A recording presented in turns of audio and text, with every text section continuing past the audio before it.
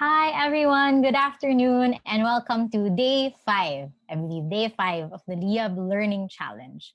And today is going to be different because I'm going to be tackling a topic that I am really, really passionate about.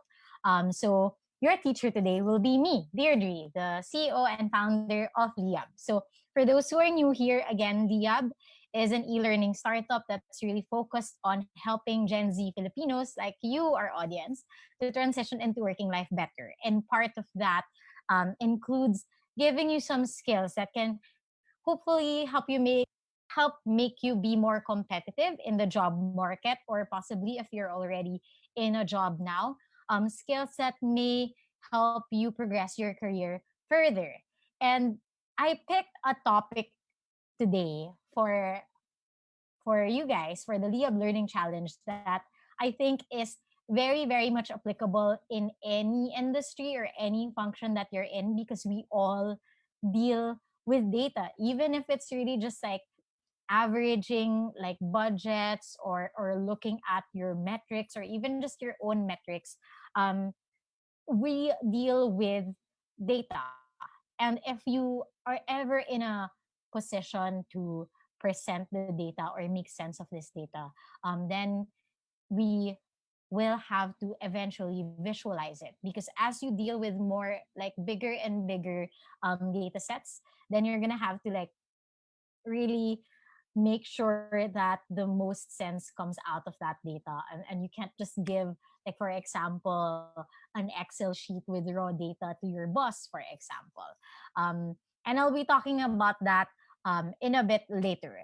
But for now, while we're waiting, I guess, for the rest of you guys who still want to join in on this session, I wanted to remind you again that the virtual career fair is coming up on Mondays.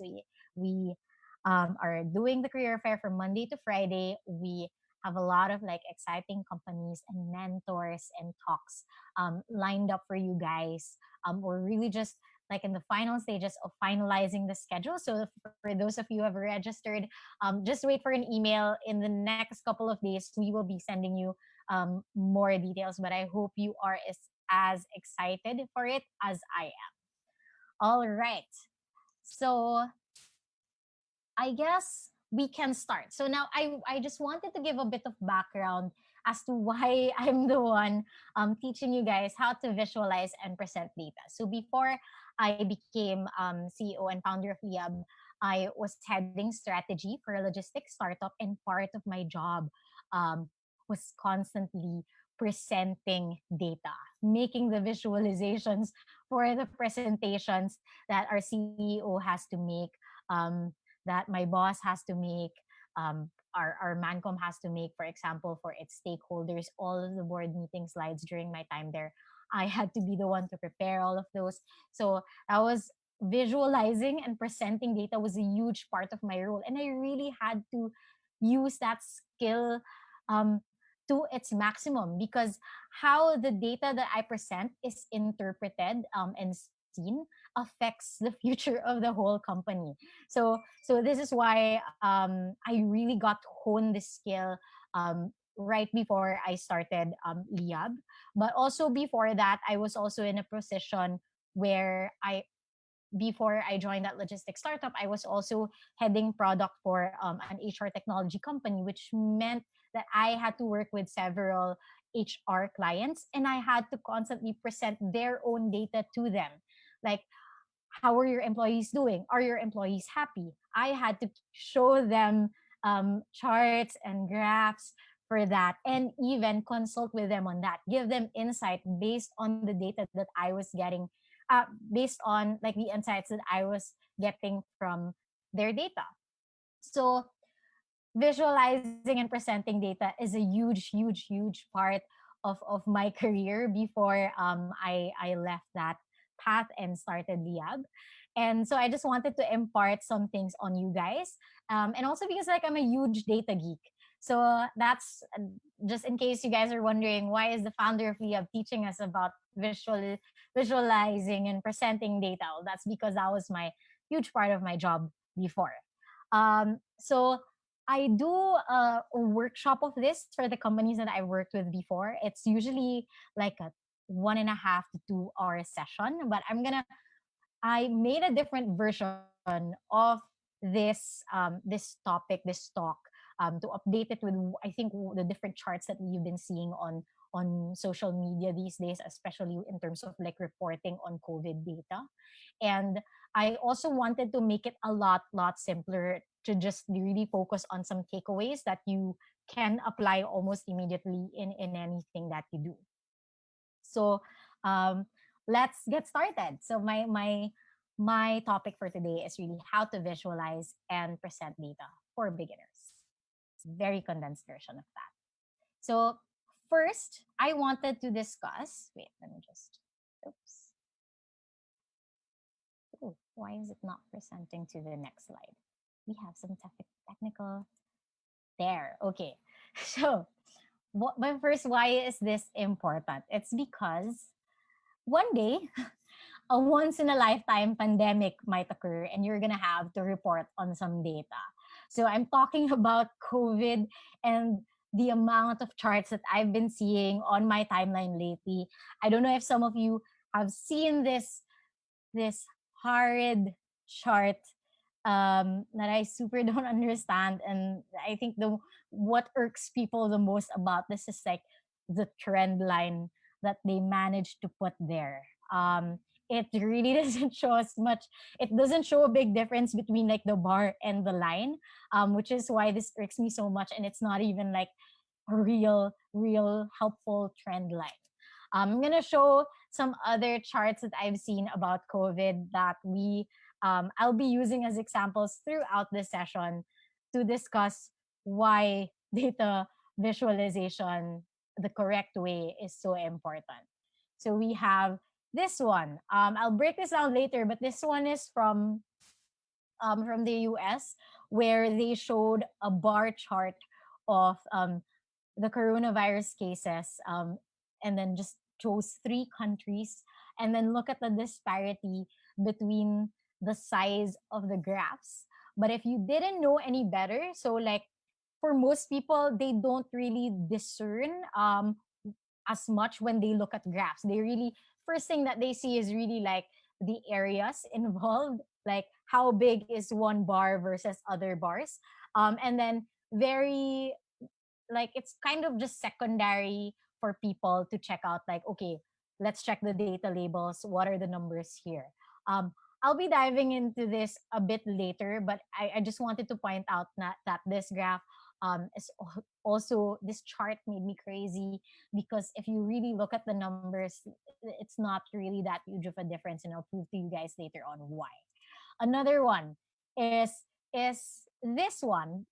This is another like example of a very like misleading scale. If you look at it, it looks like, oh my gosh, a lot of people are worried or uncertain about their personal finances because of COVID, because the red bar is bigger. But if you really look at the figures, it's just like 49 versus 51. It's not that huge of a difference if you think about it. So that's another example. Another example is this pie chart. And if you guys already know how pie charts work, then you'd understand that this chart does not make sense. Or at the very least, is like doesn't get the right point across, because it made use of the wrong type of chart. Another one here. Um, this one is not as obvious. Again, if you don't really look at, for example, data labels, you're not really going to notice that anything's wrong, except when you do and you see that the use of color here was not very smart. We'll go deeper on that later. Another one is this. Again, the importance of using the right chart. Usually when I see a line graph, it's supposed to mean that there is a trend I'm supposed to follow, usually over time. um However, like this one, I've been wondering, like, why didn't they just use a bar chart, for example, for this. Again, you if you're using data visualizations to make it simpler to digest the data, if your visualization makes your audience more confused, then you're doing it wrong. Okay, so that's just like a quick rundown of all, not all, but some of like the most memorable COVID-19 charts that I've seen lately. Um, that I think could benefit from a talk like this. Um, but there, that is why this is so important, because first and foremost, data needs to be understandable to be actionable. If you give your boss, for example, or you give someone like 2,000 rows of raw data, no one's going to be able to understand that. In order for you to derive some insight and something actionable from that data set, you have to be able to visualize it. That's one of the easiest ways to make data understandable. Another point is because you want your audience to take action on the right takeaway. So, for example, if you have a chart that doesn't really, get to a certain point. So, for example, the one, oops, I can't go back. The one that I just showed you. Um, I'm not really sure what it's trying to tell me or what it's asking me to do. Um, do they want me to blame Trump? Do they want me to blame Obama or CDC? I'm not. I'm not really sure. What is the point that they're trying to make? Um, or or this one is kind of fairly simple. It's telling me which states, for example, have more cases. Then that one is like, okay, then I know that if I live in a certain state, I have to be more careful because there are more cases there, right? So see how easily understandable charts you can derive the right takeaway almost immediately. And if you're, for example, presenting some metrics to your boss, for example, at work, you'd want them to focus on the right takeaway, which is why your visualization is so important. Otherwise, they will see all sorts of different things there that you probably did not prepare for. So that's also one reason why data visualization and presentation is important. And finally, on the ethics side, you don't want to mislead or worse, misinform people through your charts. There are so many, I have been reading so many articles also talking about what's wrong with some COVID charts, how some of them have been misleading people into either thinking it's worse or that the situation is not as bad as they think. So that's also one, how you visualize and present your data can lead to misleading or misinforming people, which is why we really need to focus on choosing the right choosing the right visualization um, techniques, for example, for that, or choosing the right presentation methods for that. So just wanted to lay that down into why this topic is so important for me, and I think especially important during this time. Even if you're not reporting on COVID at this time, it's a really good way to also be more discerning when you see charts coming up online, and also gives you more opportunities to really, again, also be more discerning when a chart is sent to you. So, for example, if you have reports coming from different departments once you start working, it will also allow you to be able to interpret a chart better. All right. So, one example um, of how like having the right visualizations and having the right presentation techniques really influences how your data is understood, right? So I a couple of years back, I took a data storytelling workshop from DataSeer. So I'm crediting them for this specific chart. That's something that I got from that workshop. If the data storytelling is something you'd want to possibly be into later on, they have really nice like data storytelling workshops that you might want to attend. So just wanted to credit DataSeer here. Okay, so for this one, for example, if you look at this chart, what do you think is it trying to tell you, right? When I first saw this, I was thinking, okay, it's, I guess it's telling me like the amount of tickets we've received over the past couple of months, and it also is telling us how many we processed. Okay, that's basically it. Um, but if you think about it, like, okay, but I don't know what to do with this information.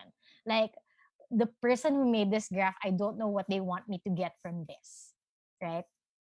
So, and then also there are so many problems with this graph, with this chart as well, um, with all of the like cluttered data labels there. It also seems a really redundant. Actually, I was gonna say a bit redundant, but really redundant to have data labels for each one and then have a scale anyway that says 0 to 300.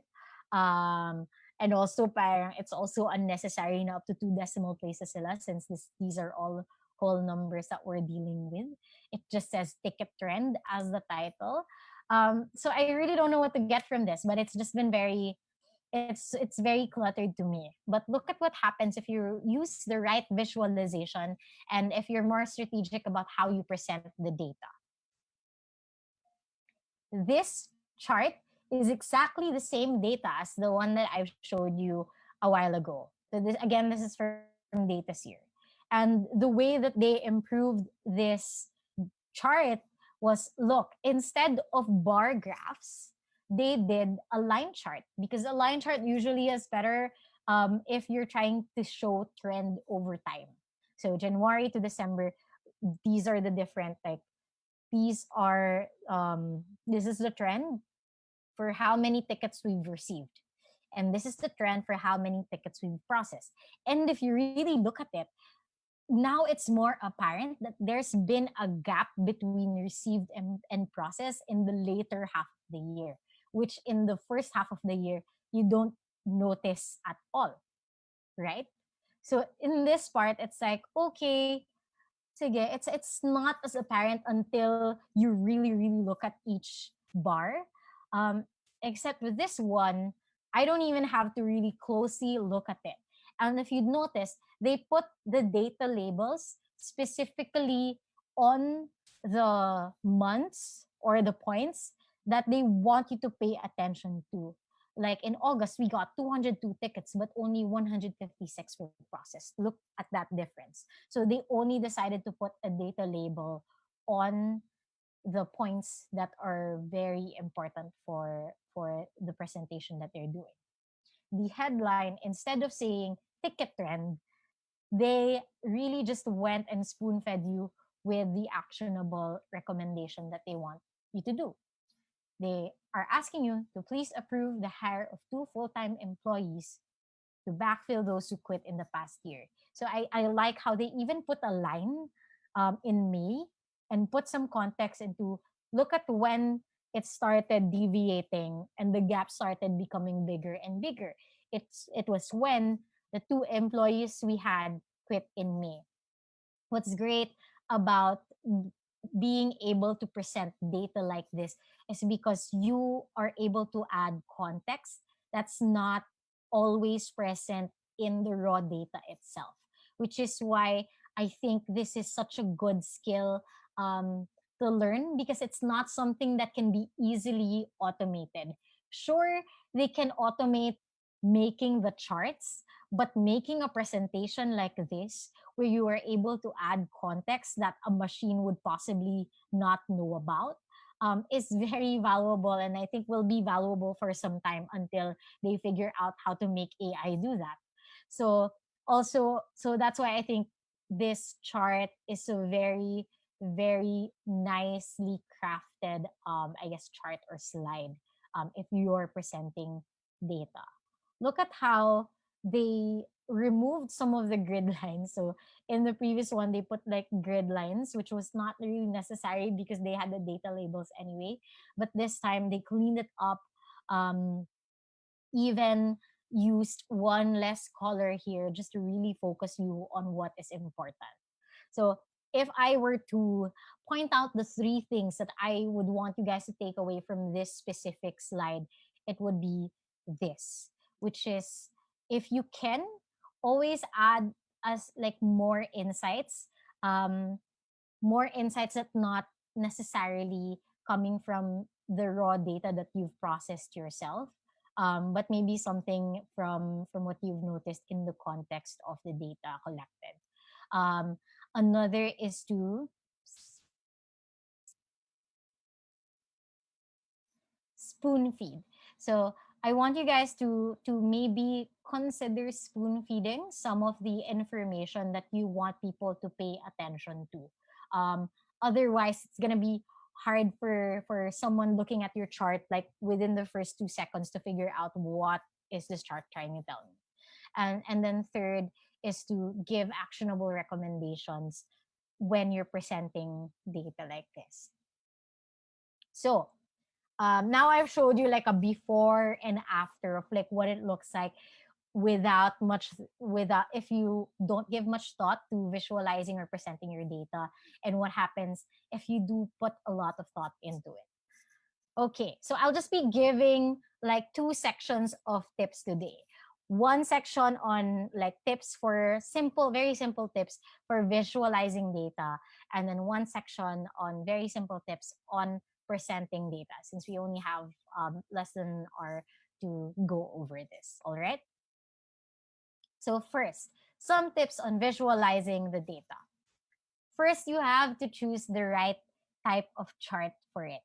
So I want to give an example like this one. There were only really just two options, I believe, which was either you're confident and optimistic or you're worried and uncertain. And sure, maybe a bar graph would have been like like a properly like a properly, I guess, scaled bar graph would work for this.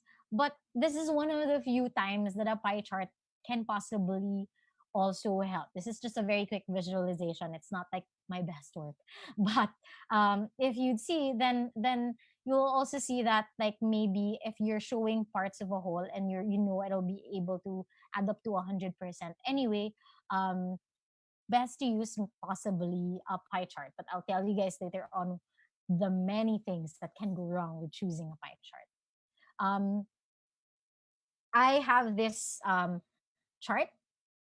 Yes, this chart to help me sort of choose what kind of visualization I have to use depending on what I'm trying to show. So I'll send you guys links later on for resources for helping you pick the right chart. But this is one of my favorite ones because it basically gives you a starting point of like what would you like to show?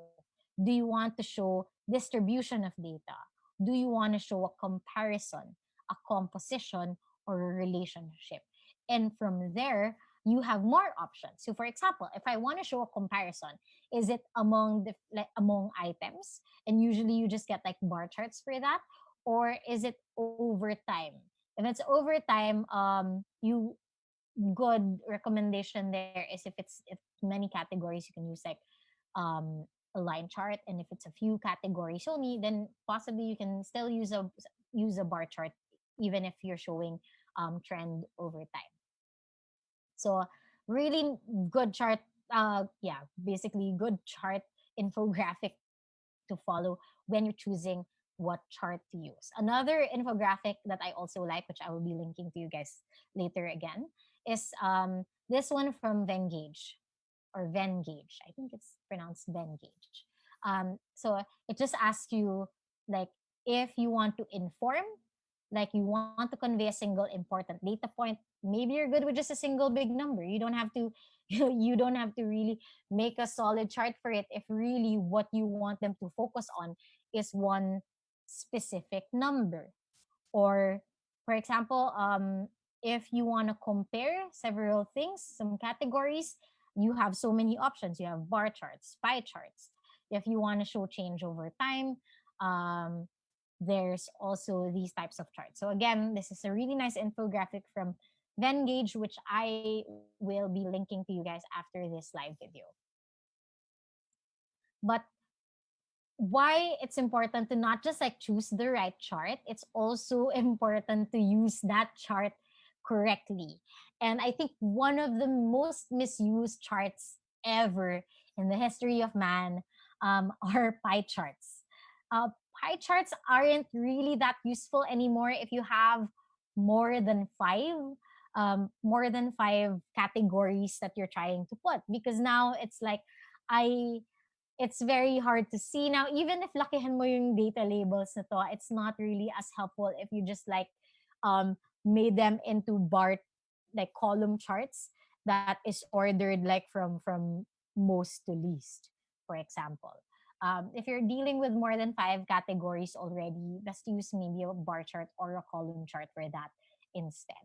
And there's also um, something going around about how if the differences between percentages aren't that huge anyway, um, even if it's like less than five categories, still best to use a bar chart, because bar or column chart, because with the circle, I don't have a visualization for that. I forgot to put one, but with a pie, um, for example, if you're looking at 24%, 26%, 27%, and 23% divisions in a pie chart, that's not going to be very, very apparent for anyone looking at it, because the differences are so small.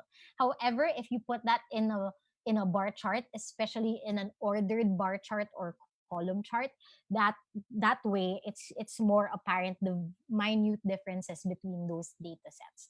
So that's why it's still best to use a bar chart or a column chart if you're dealing with data that is like way too close and you want to show the difference. For example, in the example I gave a while ago with this one, the reason I decided to put it in a pie chart is because I thought the bar chart, the column chart here, was too misleading with the difference. So I really wanted to show my point, which is there's really not a big difference between who's confident or optimistic and who's worried or uncertain. It could either be each one. So we can't really universally say that people are generally worried or uncertain about their personal finances because of COVID, because it's really almost, if you look at it, almost a 50-50 split.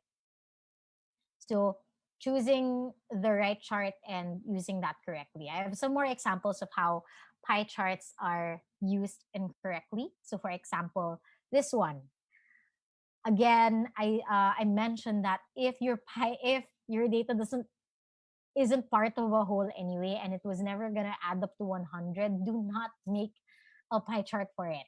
Just use a bar chart. It's so misleading um, to use something like this, and the proportions are even so wrong. They're showing like around like one third of each pie chart for like something that is supposed to be 68%, which should take up a lot more than 50% of the space, right? So this is another misleading pie chart where they could have just used a bar chart or a column chart to show, or even just like big numbers that could have worked.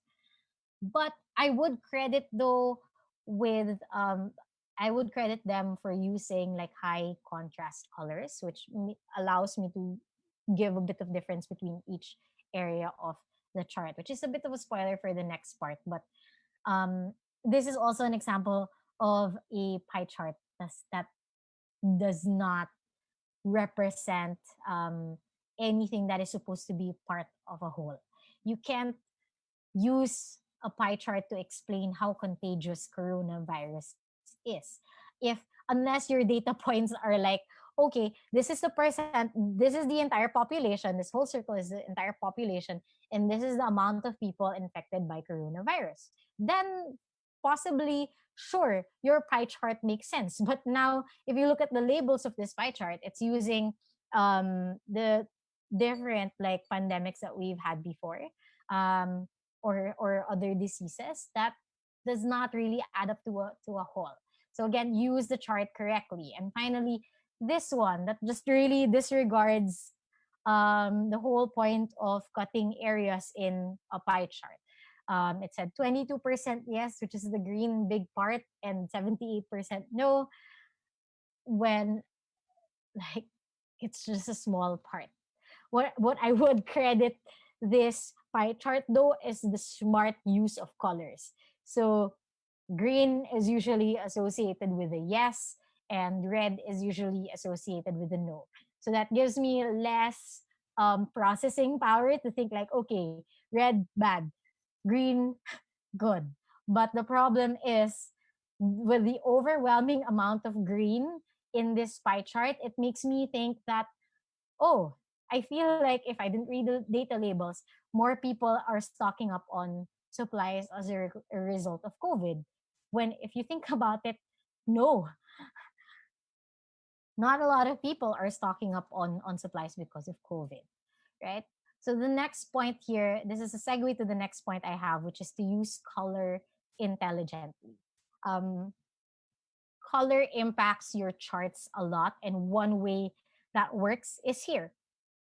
I mentioned this earlier, where at first glance it doesn't look like anything's wrong with it, but if you start looking at the scale, where it's like 11 to 20 cases, and then 21 to 50, and then none, and then 1 to 5, and then 6 to 10, intuitively you would think, looking at the chart like this without reading the labels, which, to be honest, not a lot of people read the labels, which is why it's important to use color intelligently. Without looking at the labels, you'd think the darker the color, the more cases, and the lighter the color, the less number of cases. But then when you look at the scale, it's like no cases are the yellow ones, and 1 to 5 cases, the next to almost nothing, is now a darker shade of orange. When if I were to redo this chart, I would use like the lightest shade for none, and then the darkest shade, as this chart uses, is for 201 to 500 cases, for the most number of cases, would be the darkest. So intuitively you're supposed to think that lighter, less cases, darker, more cases. But because color was not used intelligently in this chart, it's very hard to interpret, and people really might make the wrong assumptions here, especially if I live in some states that were colored white, for example, or the lightest shade. But it turns out I do have cases in my state, for example. So this is one really good case of why you should use color intelligently. Another reason you should use color intelligently is, again, you wanna you wanna capitalize on like the associations that people already made in their head in terms of colors. So again, like red usually means bad, green, blue usually means good. So like, see, I praise their choices here for like picking red for worried, and blue for confident or uncertain. So so tips in using color intelligently: first, you'd want to use like high contrast colors in between your different categories. But you'd also want to um, make sure that you use something that is more intuitive for your audience. So again, humans are trained to, think, associate red with bad, green, blue with good. So you might want to keep using that for your visualizations, and then for your scales, again, you just think about human intuition and how your audience would possibly interpret this based on the colors that you chose. Okay. One more tip for visualizing data is making sure that you use the appropriate axis scaling. So earlier I showed you guys this chart where if you think about it and you don't look at the labels, it looks like, wow, China still has a lot more cases than the US, right? But if I actually input these exact numbers very quickly on, let's say, Google Sheets, this is the sort of chart I will get. Magkakalapit lang talaga yung mga numbers na yon. And for you to even get to a point where ganyan kalaki yung difference between US and China, you'd have to make an incredibly long chart. Like, I'll show you. Wait. I really don't know why I can't transfer my there. So I'll show you guys. So this is when I input the data from that that TV screen. And this is the chart that I showed you guys. If you really look at it, magkakalapit lang yan. And for you to get to a point na super magkakalayo, na ganun kalaki yung difference between 81,000 and 80,800, you have to make a really, really, really long graph or chart for that.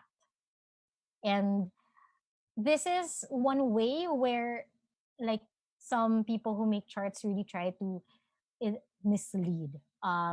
Because for you to have big difference between China, US, and Italy like that, you would need to have an intention to really show that China has drastically more cases.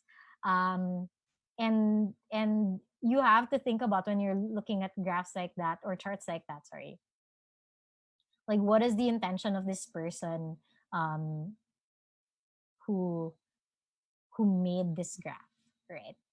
It's not very ethical. It's not very ethical, especially for those in the group who are, I guess, in the marketing industry, in the journalism industry.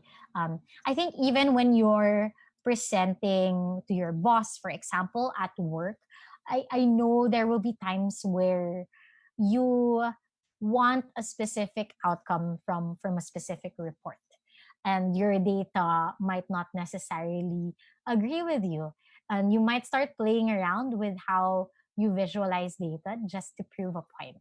But what I really want you guys to think about is it's not really good data visualization practice if you are going into it with the intention to misinform or mislead.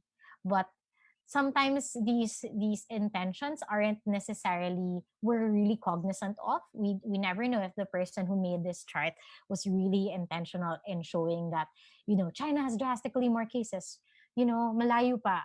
um but sometimes it's like in the back of our heads, we're not really conscious of it. So it's good to adhere to some data like best practices in data visualization, so that even if, like, you're not very aware of the biases that you might have or the intentions that you might have, you're at least able to curb that a bit. So again, my reminder here is to use the appropriate axis scaling always. Again, I don't know how you can accidentally come up with a chart like this until you become very, very intentional in extending the making the axis like bigger and bigger, right? So there. So just wanted to remind you guys that if you stick to, like, picking, oops, sorry, oops, to choosing the right type of chart for your data based on, like, some recommendations by people who've been visualizing data for a living, like the sources that I'll be linking to you guys later. And if you use color intelligently, and again, not misleadingly, and you use the appropriate axis scaling, then you're on your way to having a good chart. A good chart that does not mislead, a good chart that really helps your audience try to figure out what you're really trying to tell them. So those are just my tips, three very simple tips for data visualization. Next, I'll give you some tips for presenting data. Oops. Okay, there. So for presenting data, one of the first things you need to understand is that what kind of presentation are you giving?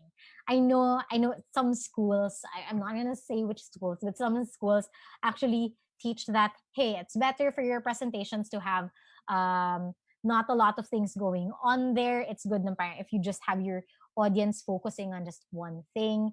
Maybe best if you don't put the whole point of what you're trying to say in the slide, so that your audience listens to you, which I agree with.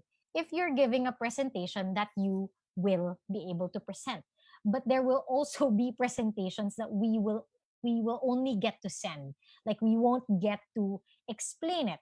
So okay, I feel like I have to explain this. So these are slides that I have personally worked on in the past. It doesn't super reveal much, so don't pay too much attention to it. I was looking for examples online, and I was happier with my own slides. But basically, there's one that you get to present. So if it's something that you present, sure, don't put a lot of text on it. You can just put the chart there.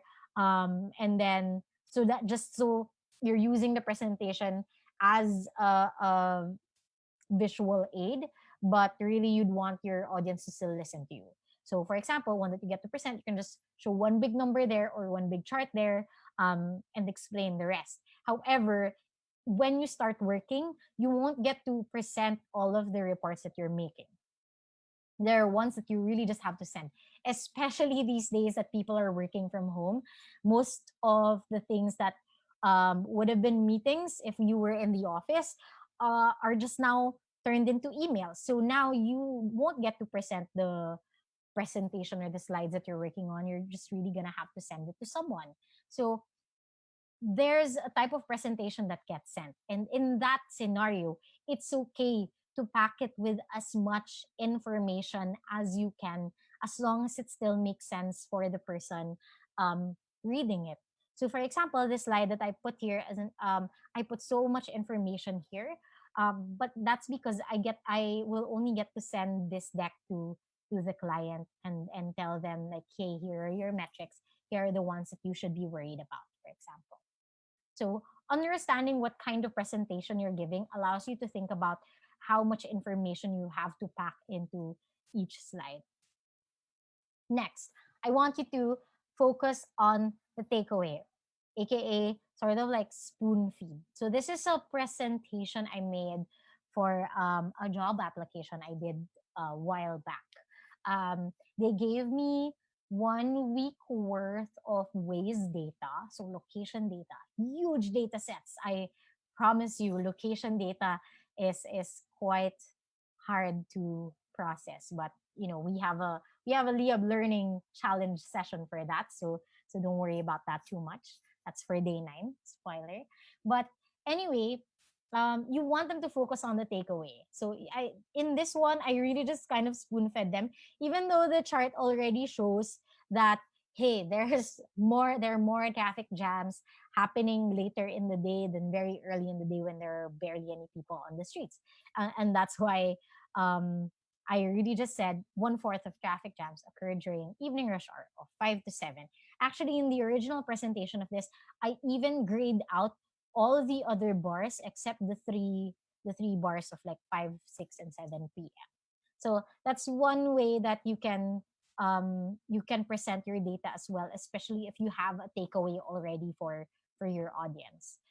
You can explicitly say that through like the text in your slide, as long as you make sure your visualization works with you in that regard. Um, One reason also why you want to focus people on the takeaway, because there's really so much insights that can come from even just one visualization or one chart. This is an example of like not even all of the things, but like just a fraction of the things that I got from that waste data set that I was handling. Like so many things. I can tell you that in July 8 to 15, 2017, there were 2,800 alerts. That 1/3 of those hazards were caused by car stops on roads. So many different insights. But for example, not all of these are actionable. Not all of these are important to my audience, which is why it's very important again to focus on just the takeaway or what you want them to um again to act on. So for example, in this one, I really just focused on here, telling them explicitly, I want you to focus on this one, that 88% of alerts are traffic jams. And here's what we can do or what we can further look at based on that information. So that's another like effective way of making sure that your audience has the same takeaway as you do. Because if I just use this slide and showed it to everyone, each and everyone who's watching this live video right now would focus on like one different insight. But if I used colors, like if I use color intelligently and focused your attention on just this one, then it's more likely that people are gonna remember that 88% of the alerts that week on Waze were traffic jams, right? So that's another example of how you can focus your audience on a specific takeaway. Finally, and I think this is Yes, this is my last point as we're running out of time. My last tip here is to help your audience arrive at the same conclusion as you. So after you focus them on what you want them to take away, you would sort of you want to make sure that how you present it and how you visualize that data helps your audience arrive at the same conclusion as you. So in the example that we gave earlier from data here was that if you just gave this, like for example, ticket trend presentation.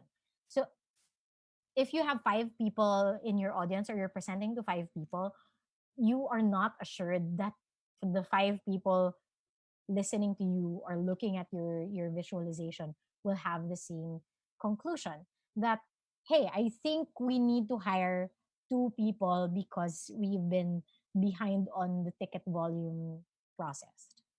Versus the second chart, if you look at it, is it really helps.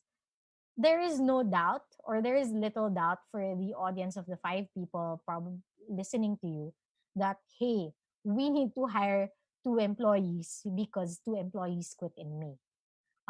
Because of the amount of information and even the spoon feeding that you've done in that presentation, your audience will be able to arrive at the same conclusion.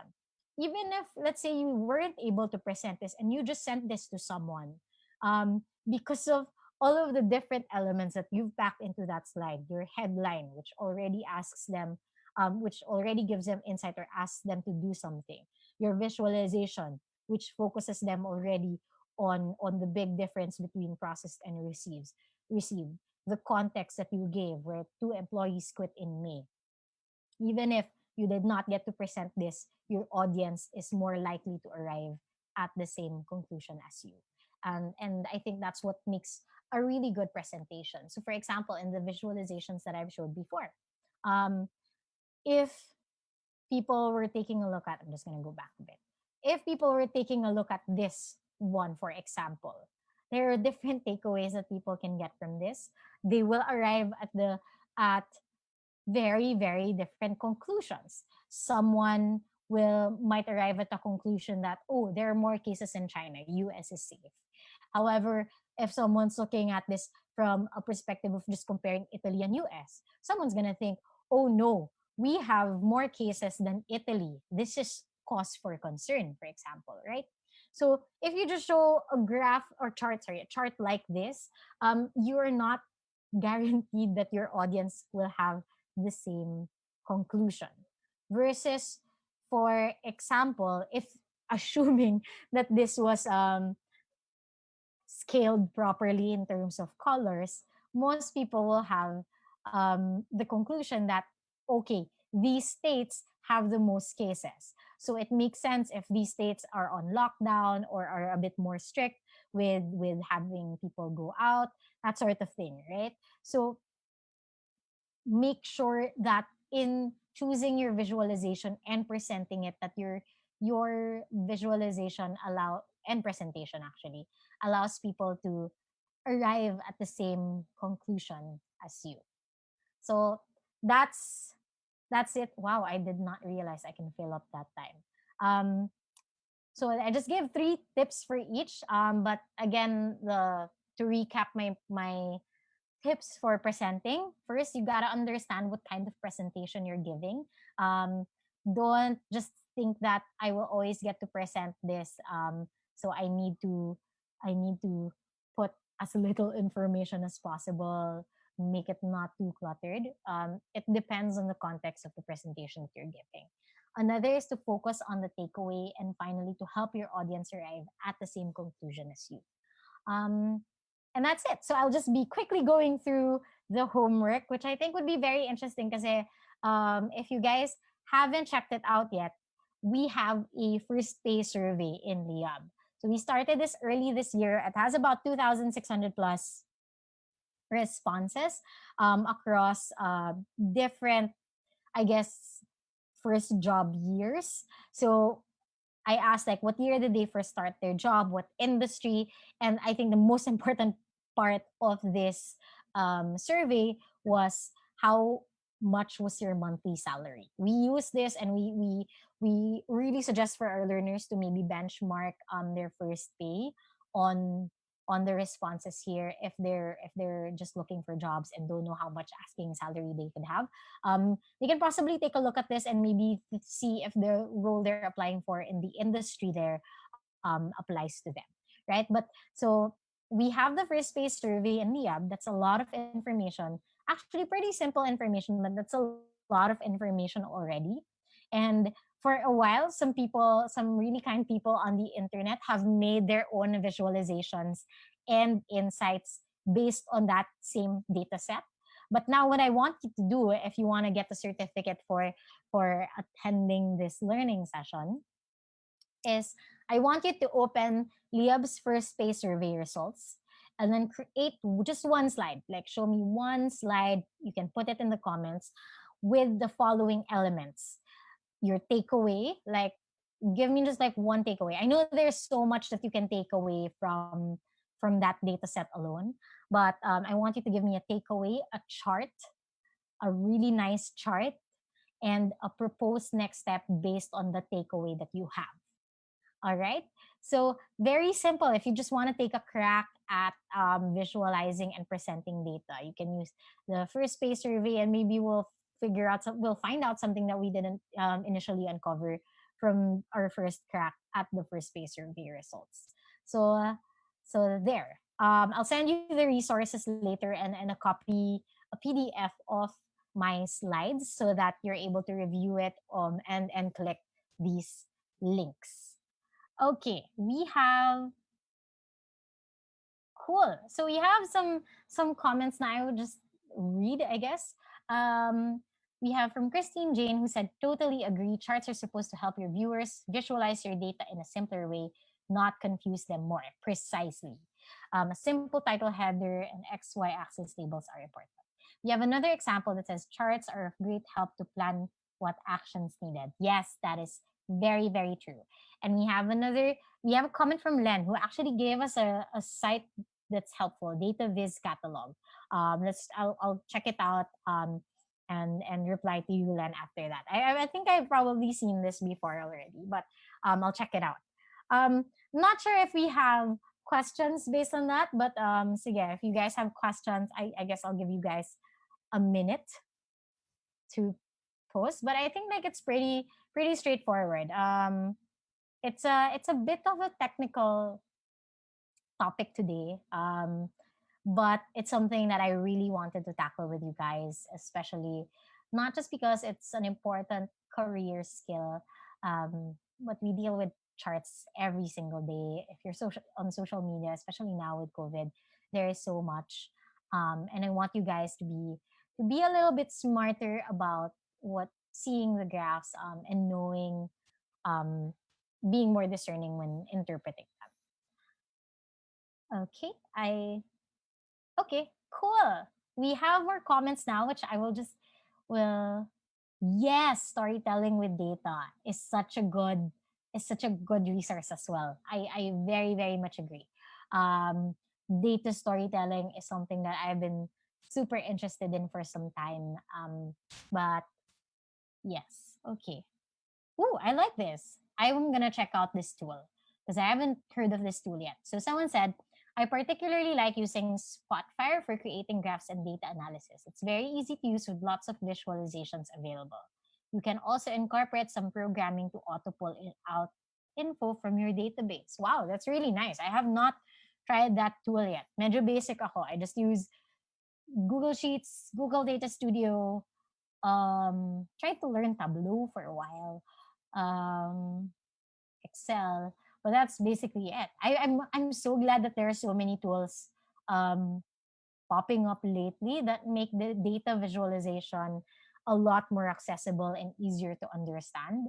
Um, so I think if you really just focus on like some of the tips that I gave, then I'm pretty sure you can pull off a really good data presentation or data visualization in your job. So that's great. All right. I don't think there will be questions, to be honest, for this session. Again, pretty straightforward for this one. So if you guys have any more questions though at all, you guys know I'm in the group all the time, so I'll just reply to those if you have. But I'll post the presentation after this. So tomorrow, we have the CEO of All Care. So All Care is a freelance like benefits company, but also provides benefits for smaller companies. Um, and I actually personally know her because I worked with her before. She used to be the business development head of Storm when I was there. Really great, I think, entrepreneur, Cindy. And she will be teaching us how to choose the right business ideas. And even though you're not gonna, even if some of you are not gonna go into entrepreneurship one day, I think it's still good because there are small businesses within companies, and I think the principles that you're gonna learn from her on how to spot um, a right, like a really good business, are things that you can still apply even if you're working for a company and you're not starting your own. I'll give a bit more intro to that tomorrow, but I hope to see you guys again tomorrow at 5 p.m. For the Liyab Learning Challenge Day 6. And as usual, if you have feedback for me, I will post the link to this video. So thank you guys and see you tomorrow.